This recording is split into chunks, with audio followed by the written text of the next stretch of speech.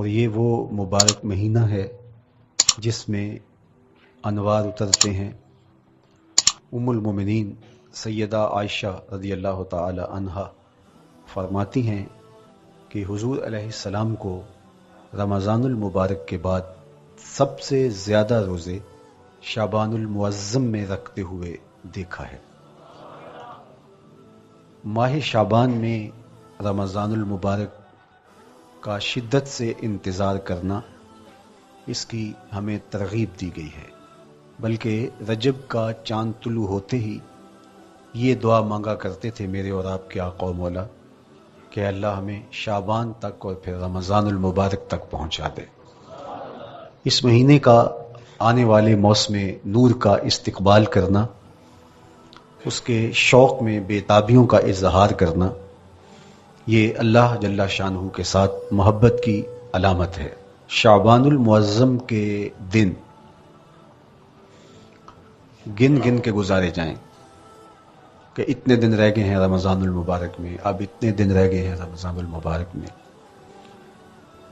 انسانی ذہن میں یہ سوال پیدا ہو سکتا ہے کہ متعینہ وقت پر تو اس مہینے نے آنا ہی ہے، اور اگر زندگی موجود رہی تو اس کو پا ہی لیں گے، تو اس شدت سے انتظار کرنے کا کیا مطلب؟ تو اس کا جواب یہ ہے، بیرون ملک سے کسی کے بزرگ نے، والد نے یا کسی کے بیٹے نے آنا ہو تو وہ 2 ماہ قبل ہی آنکھیں فرش راہ کیے ہوتے ہیں اور گن گن کے دن گزار رہے ہوتے ہیں، اور جو ہی لمحے قریب آتے ہیں تو پھر گھڑیاں اور ساعتیں بھی گنی جاتی ہیں۔ بار بار گھڑی دیکھتے ہیں، ابھی تک پہنچے نہیں، جبکہ یہ طے ہے کہ 5:02 پہ فلائٹ اترے گی۔ تو بار بار گھڑی دیکھنے کا مطلب لاہور سے 2 گھنٹے یہاں گجرانوالہ میں پہنچتے ہوئے لگیں گے، لیکن ہر 10 منٹ کے بعد کہ ذرا پتہ کرو کہاں تک پہنچے ہیں۔ کیا مطلب اس کا؟ مطلب اس کا یہ ہے کہ جب سینے میں کسی کا انتظار رکھا ہوا ہو تو پھر بے تابیاں، بے چینیاں، اضطراب موجود ہوتا ہے۔ ہم دنیا کے لوگوں کے ساتھ جو ربط و رشتہ رکھتے ہیں اس کے مطابق ان کا انتظار ہوتا ہے۔ کچھ آنے والے ایسے بھی ہوتے ہیں جنہوں نے ہمیں بتایا ہوتا ہے کہ فلاں دن ہم پہنچیں گے، اور وہ دروازے پہ دستک دے رہے ہوتے ہیں اور ہم سو کے اٹھ رہے ہوتے ہیں، اور اچانک جب پتہ چلتا ہے کہ فلاں باہر دروازے پہ دستک دے رہے ہیں تو ہم استقبال تو کر رہے ہوتے ہیں، لیکن ہمارے ذہن میں یہ بھی ہوتا ہے وہ میں بھول گیا، تو اب تو یہ کام بھی میرے ذمہ ہے، تو مجھے یاد آ گیا ہوتا۔ تو جن لوگوں کے لیے دل میں محبتوں کی جگہ ہو تو ان کے لیے پھر سارے کام مؤخر کر کے ان کے استقبال کیے جاتے ہیں۔ یہ مہینہ اللہ کی رحمتوں کا موسم بہار ہے، چھم چھم رحمتیں برستی ہیں، انوار اترتے ہیں، گناہگاروں کو آتش دوزخ سے نجات بخش دی جاتی ہے۔ تو اس کا استقبال کرنا، اس کے لیے انتظار کرنا، گن گن کے دن گزارنا، لمحے اور ساعتیں بسر کرتے ہوئے بار بار ماہ سیام کا ذکر کرنا، اس مہینے کے ساتھ محبت کی دلیل ہے، اور اس مہینے کے ساتھ محبت اللہ سے محبت کی دلیل ہے۔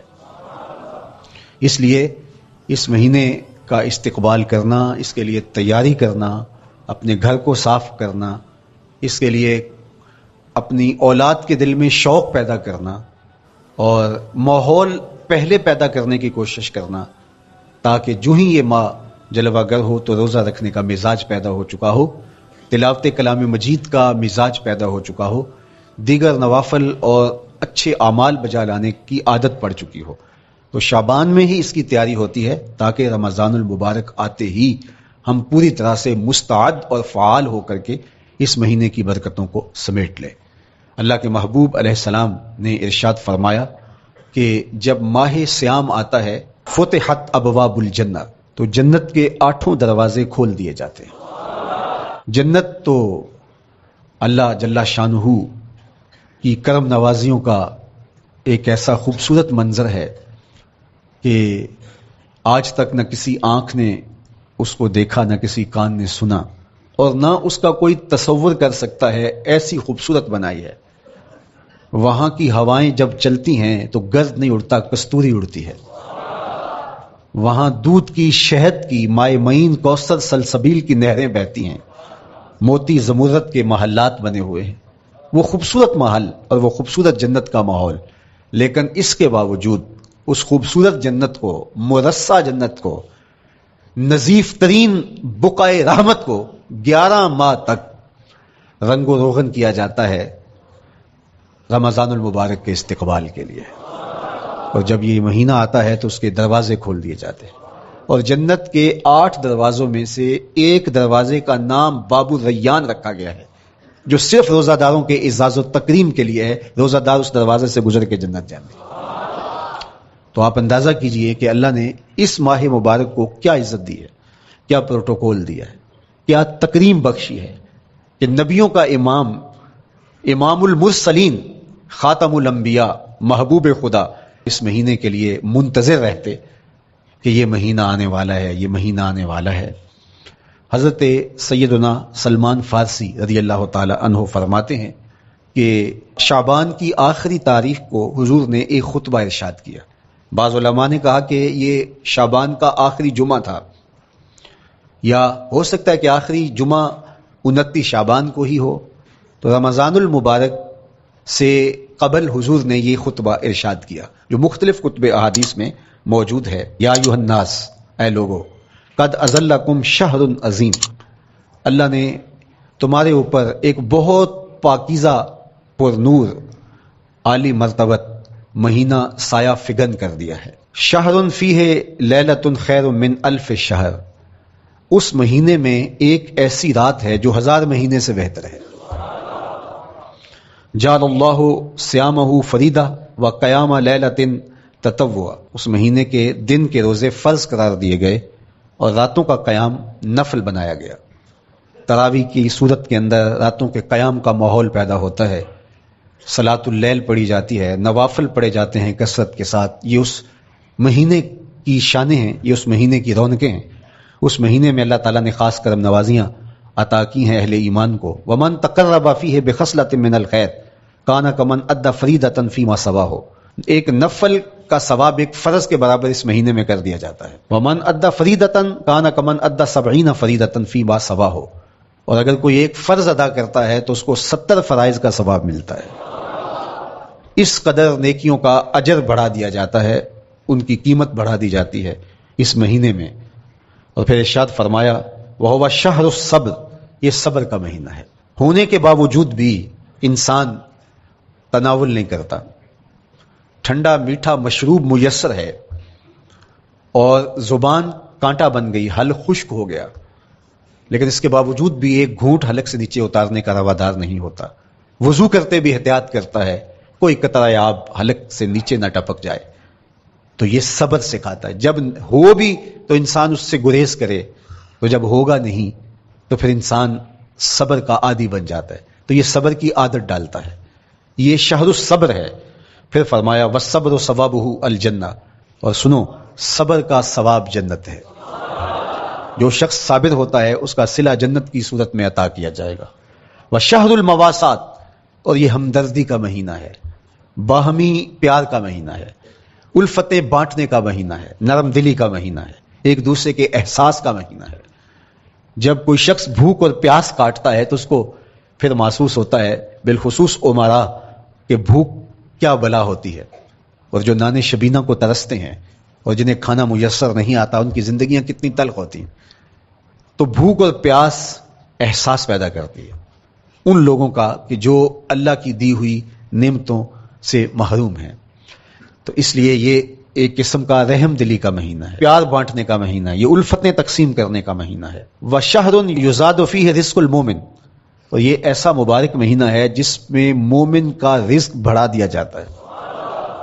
روزہ کھانا بچانے کے لیے، یہ اخراجات کم کرنے کے لیے نہیں ہے، بلکہ اس میں آپ کا رزق اور بڑھ جاتا ہے۔ ایسی ایسی نعمتیں کھانے کو ان لوگوں کو بھی نصیب ہو جاتی ہیں عام دنوں میں جو ان کا مقصوم نہیں ہوتی۔ دسترخوان لگتے ہیں، افطاریاں ہوتی ہیں، سحری کے لمحات ہوتے ہیں، کوئی کسی کو ویسے کھانا کھلائے تو اس دسترخوان پہ کھانے کے لیے آنا اس کا اور رنگ ہوتا ہے، لیکن افطار کا دسترخوان جب بچھتا ہے اور لوگ جب اس کے اوپر آتے ہیں، امیر بھی آتے ہیں، غریب بھی آتے ہیں، تو اللہ کی دی ہوئی نعمتیں جو دسترخوان پہ پڑی ہوتی ہیں ان کو اٹھاتے ہیں، کام و دہن کی تسکین کا سامان کرتے ہیں، عزت نفس بھی مجروح نہیں ہوتی اور طرح طرح کی نعمتیں کھانا بھی دستیاب ہو جاتی ہیں. تو یہ ایک مہینہ ہے مواسات کا، اس میں رزق بڑھ جاتا ہے. غرباء تک بھی اللہ کی نعمتیں وہ پہنچتی ہیں جو عام دنوں میں ان کو میسر نہیں ہوتی، اور امراء بھی نعمتوں کا لطف لیتے ہیں. نعمتوں کا مزہ انہیں آتا ہے اس لیے کہ بھوک کاٹنے کے بعد جب ان کو نعمت میسر آتی ہے تو پھر انہیں احساس ہوتا ہے. جو شخص ہر وقت سیراب رہتا ہے تو اس کو کیا پتا کہ شدید بھوک کے بعد کھانے کا لطف کیا ہوتا ہے.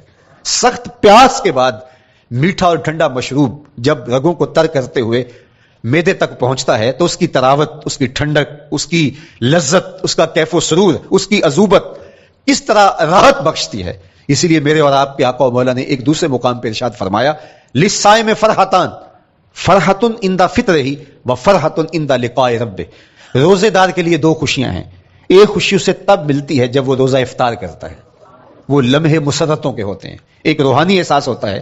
اتنا لمبا دن، اتنا سخت دن، گرمی کی شدت، مالک تیرا شکر ہے لمحہ اختتام پہنچا اور یہ اتنا لمبا دن تیرے حکم کی تعمیل کرتے ہوئے بسر ہو گیا.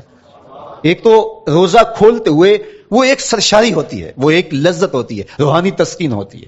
آج کل وہ افطار کے دسترخوان لگتے ہیں تو جس طرح ہمارے سارے معاملات جو ہیں وہ ملوث ہو گئے ہیں ریا سے، تسنن سے، اس طرح افطار بھی ایک فیشن کے طور پہ فروغ پا رہی ہے. تو اس میں امراء کو اور شخصیات کو بلایا جاتا ہے اور ایسے لوگ کثرت کے ساتھ ہوتے ہیں جن کا روزہ بھی نہیں ہوتا. تو پھر ظاہر ہے رسمن تو اتنی دیر تک وہ کچھ نہیں اٹھا سکتے جب تک اذان کی آواز نہیں آتی، افطار کے لمحے نہیں آتے.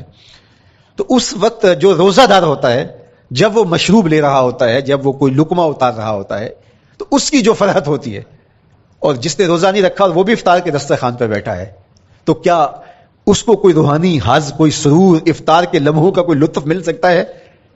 وہ بیچارہ کتنا بے چین ہوتا ہوگا کہ یہ شخص ہے کمزور ہے، سارا دن مزدوری کر کے آیا ہے اور اس کا بھی تو سارا دن گزر گیا بھوک اور پیاس سے، اور میں صحت مند ہوں اور سارا دن ٹھنڈے ماحول میں رہا ہوں اور مجھے توفیق نہیں ملی. تو وہ گھونٹ کتنے مشکل اس کے لیے ہوتے ہوں گے. اور روزہ دار کے لیے کس قدر وہ آسودہ بخش لمحے ہوتے ہیں کہ جب اس کو یہ مسرت ہو رہی ہوتی ہے کہ مالک تیرا شکر، گرم موسم، زبان کانٹا، حلق خشک، اور تو نے تکمیل تک لمحے پہنچائے اور میرا دن خیریت سے گزر گیا. تو وہ اس کے لیے ایک خوشی کا لمحہ، روحانی مسرت کی کیفیت. اور دوسری کہ جب وہ ٹھنڈا اور میٹھا مشروب، سارے دن کی سوکھی ہوئی زبان اور خشک حلق، اور انسان کی جو ہے وہ رگیں بھی، انتڑیاں بھی خشک ہو چکی ہوتی ہیں، تو ٹھنڈا اور میٹھا مشروب جب انسان کے معدے کی طرف بڑھ رہا ہوتا ہے، زبان بولے نہ بولے، ایک ایک رواں اللہ کی حمد بول رہا ہوتا ہے، اور تشکر انسان کے رگو ریشہ سے ادا ہو رہا ہوتا ہے، اور اس کی کیفیت، اس کی سرشاریاں، اس کی لذتیں وہ دیکھنے کی ہوتی ہیں. تو کہا للصائم فرحتان، روزے دار کو تو ایک فرحت اس وقت ملتی ہے عند فطر ہی جب وہ روزہ کھولتا ہے، روحانی فرحت بھی، جسمانی فرحت بھی. وفرحۃ عند لقاء ربہ، اور دوسری فرحت اور دوسری خوشی اسے تب ملے گی جب اس روزے کے صلے میں اللہ تعالیٰ اپنے رخ انور سے پردہ اٹھا دے گا اور روزہ دار کو اپنے دیدار کی دولت عطا کرے گا. تو وہ پھر منظر دیکھنے والا ہوگا، روزہ دار کی آنکھیں ٹھنڈی ہو جائیں گی. اصل افطار تو وہ ہوگی نا، اللہ اکبر، اصل تو شربت دیدار ملے گا جو روح کی پیاس بجھا دے گا، جو من کی بھوک مٹا دے گا. تو کہا للصائم فرحتان، فرحت عند فطرہ و فرحت عند لقاء ربہ. روزہ دار کے لیے دو خوشیاں ہیں. ایک خوشی وہ ہے جب اس کے جسم کی پیاس بجھتی ہے، اور ایک خوشی تب ملے گی جب روح کی بھوک مٹے گی، جب من کی پیاس بجھے گی، اور پھر وہ سرشاریوں کے عالم میں دیکھتا ہی چلا جائے گا اور وہ سیراب ہی نہیں ہو پائے گا کہ میں ان دو آنکھوں سے دیکھ رہا ہوں، کاش کے لو لو دے مڈ لک لک چشمہ، ایک کھولا تھے ایک کجا ہوں.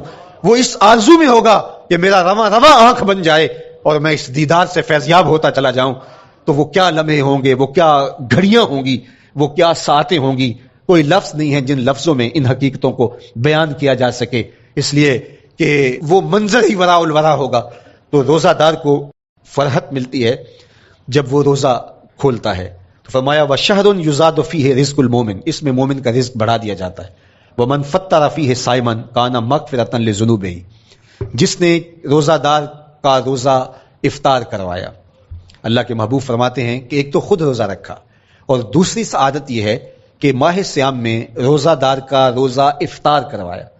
آپ شریعت بیضا کو بنظر عمیق مطالعہ کر کے دیکھیں، ماہ سیام میں بہت زیادہ اس بات پہ زور دیا گیا ہے کہ روزہ افطار کرواؤ۔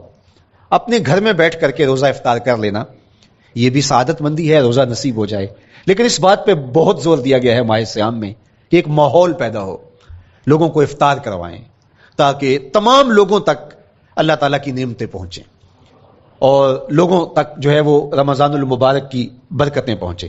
تو ارشاد فرمایا ومن فطر فیہ صائما، جس نے روزے دار کا روزہ افطار کروایا، کان مغفرۃ لذنوبہ، تو وہ افطار کروانے والوں کے گناہوں کی بخشش کا ذریعہ بن جائے گا۔ یہ افطاری گناہوں کی مغفرت کا سبب بن جائے گی۔ وَعِتْقَ رَقْبَتِهِ مِنَ النَّارِ، اور آتش دوزخ سے گردن کی آزادی کا مجدہ جاں فضا بن جائے گا یہ امر کہ اس نے کسی کا روزہ افطار کروایا۔ وَقَانَ لَهُ مِثْلُ أَجْرِهِ مِنْ غَيْرِ أَنْ يَنْقُصَ مِنْ أَجْرِهِ شَيْءٌ، اور روزہ افطار کروانے والے کو روزہ رکھنے والے جتنا اجر ہی دیا جائے گا، لیکن روزہ رکھنے والے کے اجر میں بھی کوئی کمی نہیں واقع ہوگی۔ جتنا اس نے سارے دن کی بھوک اور پیاس کاٹ کر کے تکلیف اٹھا کر کے روزہ رکھا، جس نے شام کو اس کو افطار کر دیا اتنا ہی ثواب اس کو عطا کر دیا جائے گا، اس کا اجر کم کیے بغیر۔ اللہ اکبر، یہ امت کے لیے اللہ نے کیا پیکج دیا ہے، کیا کرم نوازیاں ہیں اس امت کے لیے۔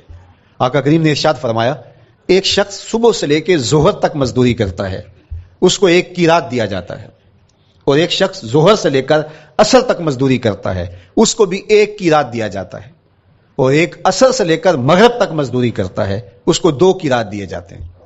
فرمایا پہلی مثال یہود کی ہے، دوسری مثال نصارہ کی ہے، اور تیسری مثال میری امت کی ہے۔ یہودیوں نے اور عیسائیوں نے اس پہ اعتراض کیا کہ ہمارا اجر کیوں تھوڑا ہے، تو میرے اور آپ کے آقا و مولا نے فرمایا تمہارا تھوڑا نہیں، ہمارا زیادہ ہے۔ آج کل اگر 1000 روپیہ مزدوری چلتی ہو مزدور کی، تو کوئی شخص صبح سے شام تک ایک شخص سے مزدوری کروائے اور 1000 روپیہ دے دے، اور دوپہر کو اڈے سے جا کے ایک مزدور اور لے آئے، شام کو اس کو بھی 1000 روپیہ دے آئے، اور ایک شخص کو عصر کے وقت لائے اس کو 2000 روپیہ دے دے، تو 1000 والا کہے کہ میرے سے زیادتی ہوئی ہے، تو اس سے زیادتی تو نہیں ہوئی، اسے تو پوری مزدوری دی گئی ہے، اب اس پہ مہربانی ہوئی ہے، اس پہ رحمت ہوئی ہے۔ تو کہا یہود اور نصارہ کی یہ مثال ہے، ایک صبح سے ظہر تک مزدوری کرے اس کو 1 قیراط، ایک ظہر سے عصر تک مزدوری کرے اس کو بھی 1 قیراط، اور تیسرا بہت تھوڑا وقت عصر سے مغرب تک مزدوری کرے اس کو 2 قیراط۔ کہا یہ امت محمدیہ علی صاحب الصلوات کو دیا گیا نور ہے۔ تو ایک شخص نے سویر سے لے کر شام تک روزہ رکھا، بھوک کاٹی، پیاس کاٹی، سخت شدت کی گرمی سہی، اور ایک شخص نے شام کے وقت اس کو روزہ افطار کروا دیا۔ اور سنو حضور علیہ الصلوۃ والسلام کا فرمان، جب حضور نے فرمایا کہ اس کو پورا اجر ملے گا پہلے کے اجر کو کم کیے بغیر، تو صحابہ کا تو دل تڑپنے لگا کہ یہ کتنی بڑی بات ہے۔ اب آپ جانتے ہیں کہ یہ زمانہ ایسی معاشی خوشحالیوں کا نہیں تھا، لوگوں کے پاس تو نان شبینہ بھی میسر نہیں ہوتا تھا۔ تو صحابہ نے جو سوال کیا، قالوا یا رسول اللہ صلی اللہ علیہ وسلم، انہوں نے کہا اے اللہ کے پیارے رسول صلی اللہ علیہ وسلم، لیسا کلنا یجد ما یفطر الصائم، ہم میں سے تو ہر بندہ یہ طاقت نہیں رکھتا کہ روزہ دار کو روزہ افطار کروا دے۔ تو یہ اتنی بڑی سعادت، تو یہ تو پھر اہل زر ہی یہ سعادت حاصل کر پاتے ہیں، ہمارے جیسے لوگ تو پھر جو مال و دولت نہیں رکھتے تو وہ تو پھر یہ سعادت نہیں حاصل کر پائیں گے۔ تو میرے اور آپ کے آقا مولا نے کیا فرمایا، قال، حضور نے ارشاد فرمایا یؤتی اللہ ھذا الثواب، یہ ثواب اللہ اس شخص کو بھی عطا کرے گا، من فطر صائما علی مزقۃ لبن او تمرۃ او شربۃ من ماء، فرمایا کہ یہ اجر اللہ اس کو بھی عطا کرے گا جس نے کسی کا روزہ 1 گھونٹ دودھ سے کھلوا دیا، یا 1 کھجور سے کھلوا دیا، یا پانی کے 1 گھونٹ سے اس کا روزہ افطار کروا دیا۔ لازمی نہیں ہے کہ دسترخوان سجا ہو، انواع اقسام کے کھانے پڑے ہوں، اور وہ افطاری ہی افطاری قرار پائے گی۔ جس نے کسی کو وہاں باہر ٹوٹیوں سے پانی کا گلاس بھر کے، کٹورا بھر کے سادہ پانی بھی پیش کر دیا تو اس کو بھی ثواب مل جائے گا۔ کتنا ثواب ملے گا؟ پورا روزہ رکھنے کا ثواب اس کو ملے گا۔ کتنی رحمتوں کی لوٹ سیل لگی ہے، کوئی ایسے بھی بانٹتا ہے، کوئی ایسے بھی کرم نوازیاں ہوتی ہیں، لیکن میرے رب کے خزانے کتنے کھلے ہیں۔ میں نے مدینہ المنورہ میں ایک شخص کو دیکھا کہ وہ روزے کے وقت وہاں سے ہی گلاس لیتا اور زمزم سے بھرتا اور روزہ داروں کے آگے رکھتا چلا جاتا، اور روزانہ اس کا یہ عمل ہوتا، نماز عصر کے بعد شروع ہوتا، جتنی اس کی پہنچ ہوتی ہر ایک کے آگے رکھتا چلا جاتا، پانی بھی وہاں سے لیا، گلاس بھی وہاں سے لیا. اللہ اکبر. فرمایا دودھ کا ایک گھونٹ یا پانی کا ایک گلاس یا ایک کھجور اس نے کسی کو پیش کی اور اس نے اس سے روزہ کھولا، اللہ کے محبوب فرماتے ہیں پہلے کے اجر میں بغیر کسی کمی کے اس کو پورا پورا ثواب روزے کا نصیب ہوگا. اللہ اکبر. اب سنو، پھر حضور نے ارشاد فرمایا ومن اشبع صائمن، اور جس نے صحیح اہتمام کے ساتھ روزے دار کو اچھا کھانا کھلایا، اچھی پرتکلف افطاری دی، سقاہ اللہ من الحوض شربتا لا یظمأ حتی یدخل الجنہ، اس کو حوض کوثر سے ایسا جام ملے گا کہ اس کو کبھی پیاس نہیں ملے گی یہاں تک کہ جنت میں چلا جائے گا. اللہ اکبر. اس کو کوثر کے جام نصیب ہوں گے حشر کی گرمی میں. اور آپ کو معلوم ہے، علماء سے آپ نے بارہا سنا ہوگا کہ جام کوثر جس نے ایک بار پی لیا پھر 50,000 سال کے دن میں اس کو دوبارہ پیاس نہیں لگے گی. یہ جام کوثر کی خصوصیت ہے. فرمایا وَهُوَ شَهْرٌ أَوَّلُهُ رَحْمَةٌ، یہ وہ مہینہ ہے جس کے پہلے 10 دن رحمت ہیں اور اس کا درمیانی اشرا مغفرت ہے. وَآخِرُهُ عِتْقٌ مِّنَ النَّارِ، اور اس کا آخری اشرا جو ہے وہ آتش دوزخ سے نجات کا ضامن ہے. فَاسْتَكْثِرُوا فِيهِ مِنْ 4 خِصَالٍ، کہا کہ 4 کام اس مہینے میں کثرت کے ساتھ کرو. خصلتان ترضون بہما ربکم، 2 کام تو وہ ہے جس سے تم اپنے رب کو راضی کرو گے. وخصلتان لا غنا بکم عنہما، اور 2 کام ایسے ہیں کہ ان سے بے نیاز نہیں ہو سکتے تو وہ تمہیں کرنے پڑیں گے. اما الخصلتان اللتان ترضون بہما ربکم، وہ 2 خصلتیں 2 کام جن کے ذریعے سے تم اپنے رب کو راضی کر سکو. فشہادت اللہ الہ الا اللہ، وہ گواہی دینا ہے لا الہ الا اللہ. وتستغفرونہ، اور تم کثرت سے استغفار کرو، اللہ سے بخشش مانگو. یہ 2 کام تم نے کرنے ہیں. وَأَمَّا الْخَصْلَتَانِ اللَّتَانِ لَا غِنَىٰ بِكُمْ عَنْهُمَا، اور وہ چیزیں جن کے بغیر تمہیں چارہ نہیں ہے. فَتَسْأَلُونَ الْجَنَّةَ وَتَعُوذُونَ مِنَ النَّارِ، اللہ سے جنت طلب کرو اور دوزخ سے پناہ مانگو. تو یہ 2 کام جو تمہاری ضرورت ہے تم اس مہینے میں کثرت کے ساتھ کرو. تو یہ مہینہ رحمتوں کی لوٹ سیل کا مہینہ ہے، یہ کرم نوازیوں کے امٹتے ہوئے دھارے ہیں، یہ سیل رحمت ہے جو کہ من کی سیرابی کا سبب اور ذریعہ ہے. خوش نصیب ہیں جو ماہ صیام کو خوبصورتی کے ساتھ بسر کرتے ہیں، اس کے آنے سے پہلے استقبال کرتے ہیں، گھروں میں صفائی کریں، اہتمام کریں، مساجد میں اہتمام کریں، تاکہ بچوں میں یہ شوق پیدا ہو کہ ماہ صیام آ رہا ہے. جب ہم بچے تھے تو ہمارے والدین رمضان المبارک سے قبل ہی رمضان المبارک کی تیاریاں شروع کر دیا کرتے تھے. اس وقت گھر میں شربت تیار ہوا کرتے تھے گڑ کے، اور وہ پہلے ہی مائیں گھر میں تیاری کرنا شروع کر دیا کرتی تھی. ایک شوق پیدا کرنا مقصود ہوتا ہے. تو کچھ چیزیں ایسی ہیں کہ آرڈر لکھیں اور 1 سیکنڈ میں گھر پہنچ جائے، لیکن کچھ چیزیں یہ جو ہے وہ تیار کرنی چاہیے، شوق پیدا ہو. گھروں کے اندر ماؤں کو چاہیے کہ افطاری کو اہتمام کے ساتھ تیار کریں تاکہ بچوں کو شوق پیدا ہو اور یہ ایک ماحول پیدا ہو، قرآن مجید کی تلاوت کا ماحول پیدا ہو، جاگنے سونے کے جو ہے وہ شیڈول مرتب کیے جائیں، مساجد کی آبادی کا سامان کیا جائے. پچھلے سال تو بڑا اداس رمضان گزرا، اس لیے کہ کرونا کے حوالے سے جس طرح ملکی حالات تھے وہ آپ کے سامنے تھے. اس مرتبہ الحمدللہ اس طرح کے حالات نہیں ہوں گے. کچھ SOPs کو آپ کو فالو کرنا ہوگا، لیکن مسجدوں کی انشاءاللہ رونقیں بحال رہیں گی، اور صلاۃ و تراویح اور سحر و افطار کے لمحے، نوافل، تسبیحات، اذکار، نمازوں میں 5 گانہ حاضریاں، یہ کیسا خوبصورت ماحول ہوتا ہے. رحمتیں برس رہی ہوتی ہیں، انوار اتر رہے ہوتے ہیں، اور وہ کیا خوبصورت لمحے ہوتے ہیں اور کیا گھڑیاں ہوتی ہیں. انشاءاللہ امسال مرکز مصطفیٰ کے اندر صلاۃ التراویح کے لیے خاص طور پہ ہم اہتمام کر رہے ہیں. میری آرزو تھی کہ جب مرکز کی تکمیل ہو تو پھر رمضان المبارک کا اہتمام کے ساتھ جو ہے وہ ہم انتظام و انصرام کیا کریں گے. چونکہ اس سے قبل بہت سارے تعمیراتی کاموں کی وجہ سے ہم الجھے رہتے تھے، لیکن اللہ کے فضل سے اب مرحلہ اول کی تکمیل ہو گئی اور مرحلہ ثانی کی طرف ہم بڑھنے والے ہیں. تو اس رمضان المبارک کے اندر ہمارے لیے بیٹھنے کی جگہ، خواتین کے لیے انتظام، افطار کے لیے، سحر کے لیے، دوستوں کے لیے انشاءاللہ خوبصورت اہتمام ہوگا.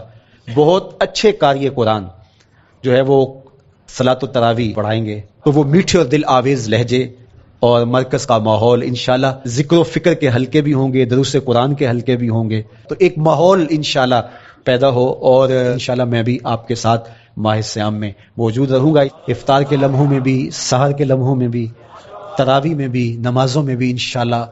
اور پھر جب ہم ہوں گے تو ماہ صیام ہوگا، رحمت کی گھڑیاں ہوں گی، اترتے ہوئے انوار ہوں گے، محبتوں کا ہجوم ہوگا، افطار کے میلے ہوں گے، سحری کے خوشگوار لمحے ہوں گے، قرآن کی دل نواز صدائیں ہوں گی، اور مرکز مصطفیٰ کا نورانی پرکیف سرمدی ماحول ہوگا، اور ہم اپنے رب سے اس کی رحمتیں طلب کریں گے۔ اللہ ہم سب کو اپنی پناہوں کا حصار دے۔ والسلام علیکم ورحمۃ